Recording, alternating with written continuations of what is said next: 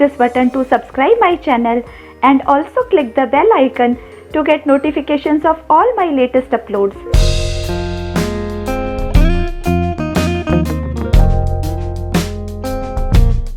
Hello बच्चों, welcome back. आप सभी का इस चैनल में स्वागत है। आज इस वीडियो में हम बेसिक ज्योमेट्रिकल आइडियाज की एक्सरसाइज 4.1 डिस्कस करेंगे। एक्सरसाइज डिस्कस करने से पहले हम बेसिक ज्योमेट्रिकल आइडियाज के बारे में थोड़ा सा जान लेंगे, उसके बेसिक कंसेप्ट सीखेंगे और उसके बाद फिर एक्सरसाइज करेंगे। तो आइए स्टार्ट करते हैं chapter basic geometrical ideas. Basic geometrical ideas. Basic geometrical ideas के इंट्रोडक्शन में सबसे पहले मैं ज्योमेट्री के बारे में थोड़ा सा बता दूं। ज्योमेट्री की एक बहुत ही लंबी हिस्ट्री है। वर्ड ज्योमेट्री एक ग्रीक वर्ड है, जियो प्लस मेट्रॉन। अगर हिस्टोरियंस की माने तो ज्योमेट्रिकल आइडियाज बहुत पुराने समय से ही चले आ रहे हैं, क्योंकि ज्योमेट्री की जरूरत हमें पड़ी आर्ट में, आर्किटेक्चर में और मेजर करने में।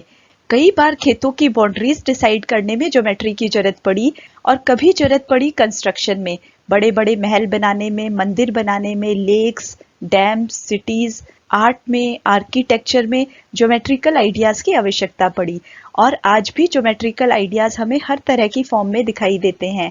आर्ट्स में दिखाई देते हैं, स्कल्पचर्स में दिखाई देते हैं, आर्किटेक्चर में, इंजीनियरिंग में, क्लॉथ डिजाइनिंग में, और भी आप अपने चारों तरफ जितने भी ऑब्जेक्ट्स देखते हो, जैसे box, table, books, tiffin box, ये सभी ऑब्जेक्ट्स जो आप देखते हैं इनके डिफरेंट शेप्स होती है। इवन रूलर जो आप यूज करते हैं, पेंसिल जिससे आप लिखते हैं, चूड़ियां जो आप पहनते हैं, सिक्के जो आप यूज करते हैं, बॉल जिससे आप खेलते हैं। तो इस चैप्टर में हम बहुत सारे मजेदार फैक्ट्स डिस्कस करेंगे इन्हीं शेप्स के बारे में जो आपके चारों तरफ है। तो आइए स्टार्ट करते हैं पॉइंट से। पॉइंट एक ऑलमोस्ट इनविजिबल छोटा सा डॉट होता है जो आप शार्प पेंसिल की टिप से लगाते हैं। जितनी ज्यादा शार्पर पेंसिल की टिप होगी उतना ही छोटा डॉट होगा। पॉइंट हमें लोकेशन भी बताता है। आपके सामने स्क्रीन पर कुछ ऑब्जेक्ट्स हैं जो हमें पॉइंट का एहसास कराते हैं। The tip of a compass, the sharpened end of pencil and the pointed end of needle.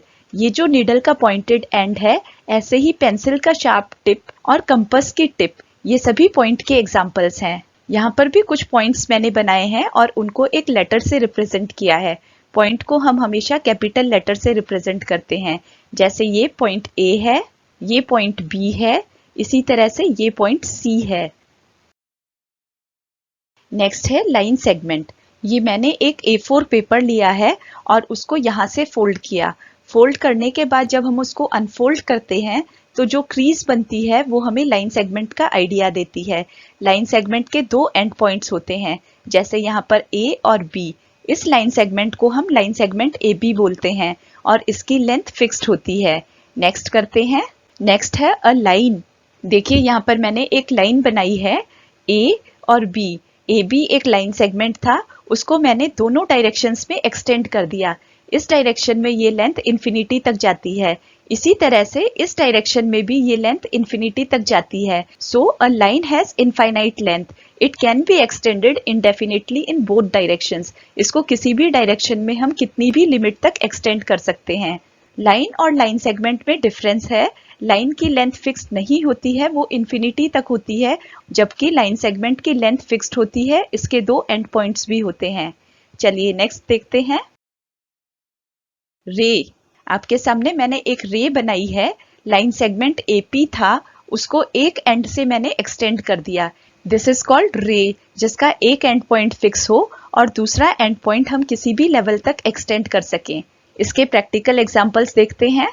A ray of light from a torch. Torch से रे ऑफ लाइट निकलती है, इसी तरह से सन से भी रे ऑफ लाइट निकलती है। उनका सोर्स होता है, जैसे इस टॉर्च का यहाँ पे ये एंड पॉइंट फिक्स है और दूसरे एंड पॉइंट की कोई लिमिट नहीं है। रे ऑफ लाइट बहुत दूर तक जाती है। Intersecting lines. इंटरसेक्टिंग लाइंस का मतलब होता है दो लाइंस जो एक दूसरे को इंटरसेक्ट करें।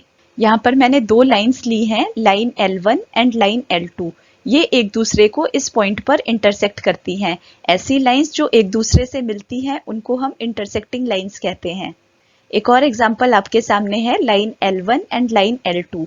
ये दोनों P पॉइंट पर इंटरसेक्ट कर रही हैं। फिर आता है पैरेलल लाइंस। ऐसी लाइंस जो एक दूसरे को कभी इंटरसेक्ट नहीं करती उनको हम पैरेलल लाइंस कहते हैं। आपके सामने एक प्रैक्टिकल एग्जांपल है, the opposite edges of ruler, ये रूलर है, इसके एजेस, ये जो लाइन सेगमेंट है और ये वाला लाइन सेगमेंट, ये एक दूसरे को कभी भी इंटरसेक्ट नहीं करेंगे। इन लाइंस को हम पैरेलल लाइंस बोलते हैं और इनके बीच का डिस्टेंस जो है वो फिक्स होता है। किसी भी पॉइंट पर ये डिस्टेंस हमेशा सेम रहेगा। ये दूसरा एग्जाम्पल लिया है मैंने पैरेलल लाइंस का, the cross bars of this window. यहाँ पर ये बार्स हैं, ये पैरेलल हैं, ये भी एक दूसरे को कभी नहीं मिलेंगे। So these are parallel lines. आइए अब स्टार्ट करते हैं exercise 4.1। Exercise 4.1 question number 1, use the figure to name 5 points. यहाँ पर ये फिगर दी हुई है, हमें इसमें 5 पॉइंट्स के नेम बताने हैं। जैसा कि हमने इंट्रोडक्शन में सीखा था, पॉइंट कैपिटल लेटर से डिनोट करते हैं। सो यहाँ पर 5 पॉइंट्स हैं, point D, point E, point O, point C and point B. देखिए मैंने लिख भी दिया है ओ, बी, सी, डी, ई। ये 5 पॉइंट्स के एग्जाम्पल हैं जो कि इस फिगर में दिए हुए हैं। पार्ट बी करते हैं।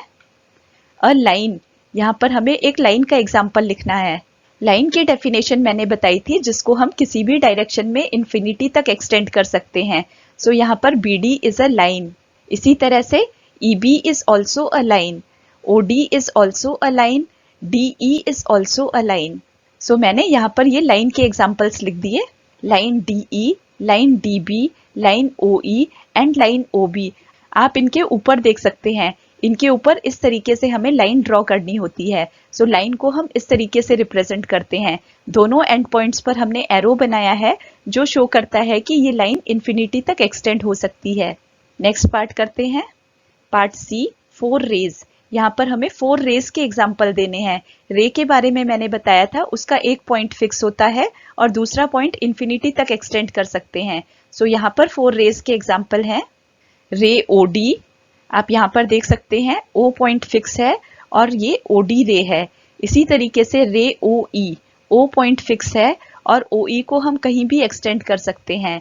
रे ओ सी, ओ पॉइंट फिक्स है और इसको हम कहीं भी एक्सटेंड कर सकते हैं। इसी तरह से रे ओ बी, इसमें भी ओ पॉइंट फिक्स है और बी पॉइंट को हम इन्फिनिटी तक एक्सटेंड कर सकते हैं।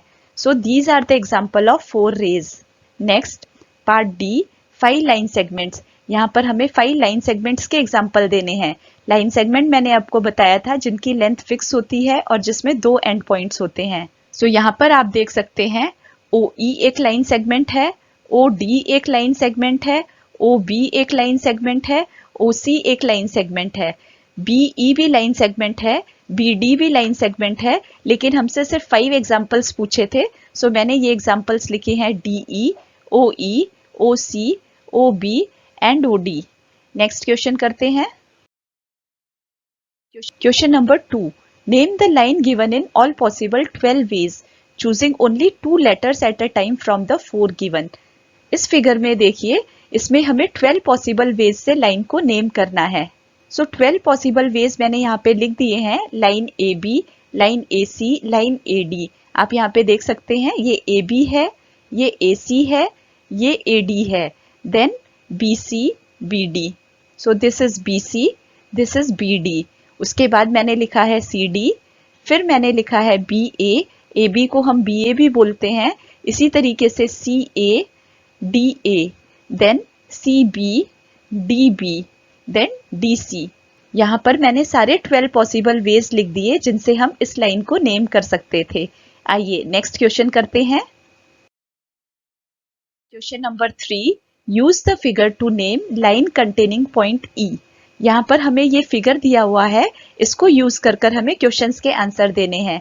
पहला क्वेश्चन है लाइन कंटेनिंग पॉइंट ई। हमें पॉइंट ई को देखना है और ये ई पॉइंट किस लाइन पर है उसका नाम बताना है।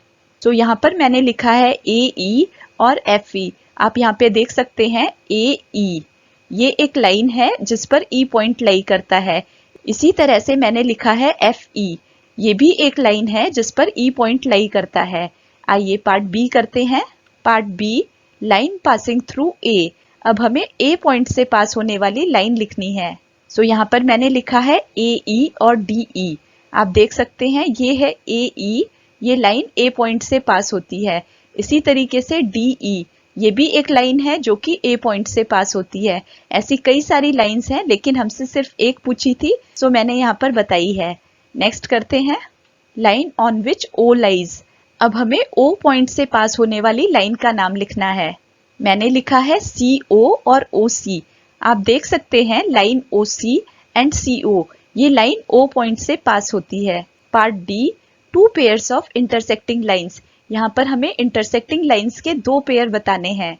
सो मैंने लिखा है AD एंड CO। आप यहाँ पर देख सकते हैं ये है AD और ये है CO। ये दोनों इंटरसेक्टिंग लाइंस हैं और इनका इंटरसेक्टिंग पॉइंट है B।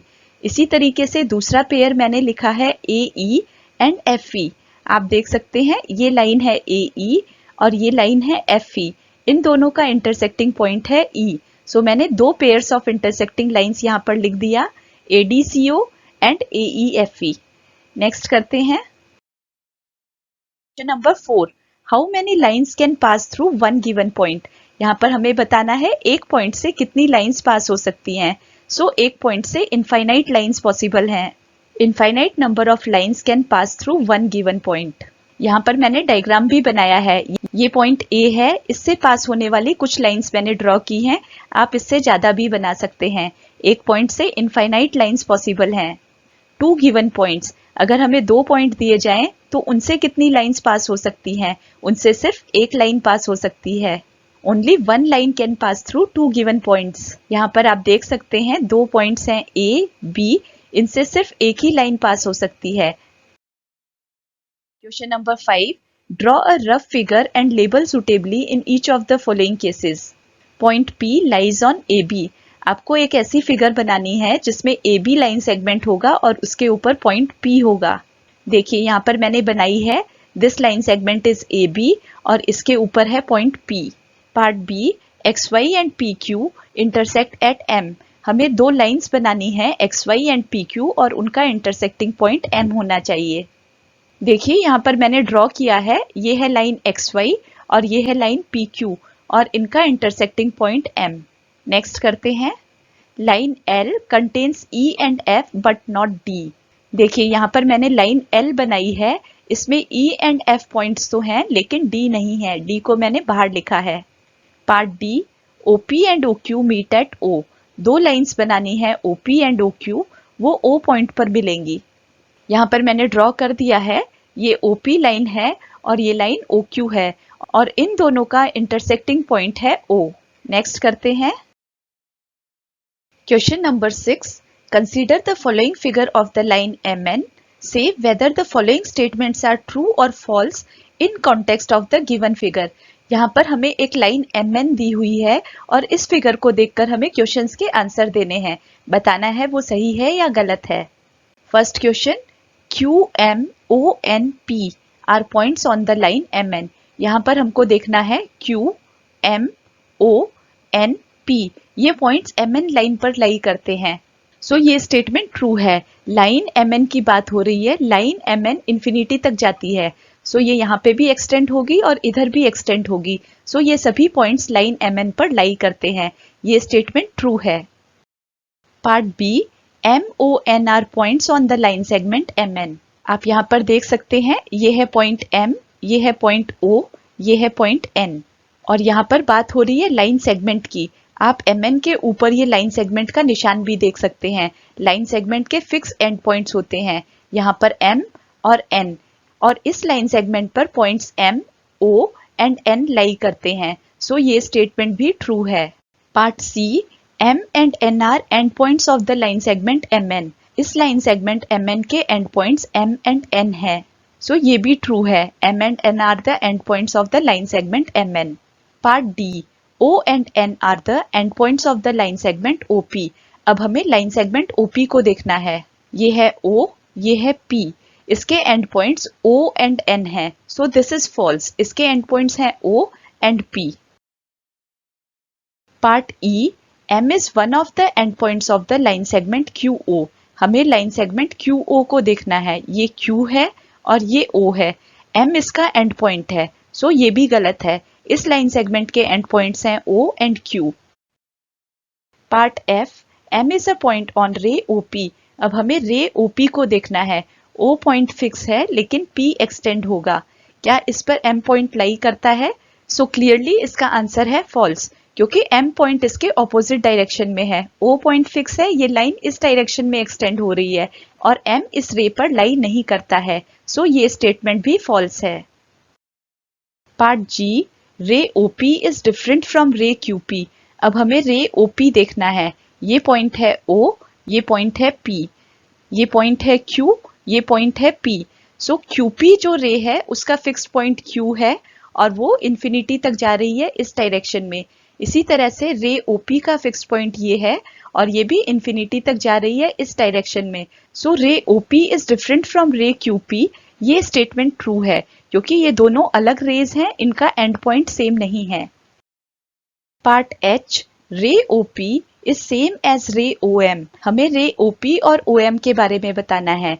यहाँ पर ये पॉइंट O है और ये P है। यहाँ पर इस रे OP की बात हो रही है, इसी तरीके से रे OM की बात हो रही है। ये दोनों सेम नहीं है, इनका डायरेक्शन ऑपोजिट है, सो ये स्टेटमेंट फॉल्स है।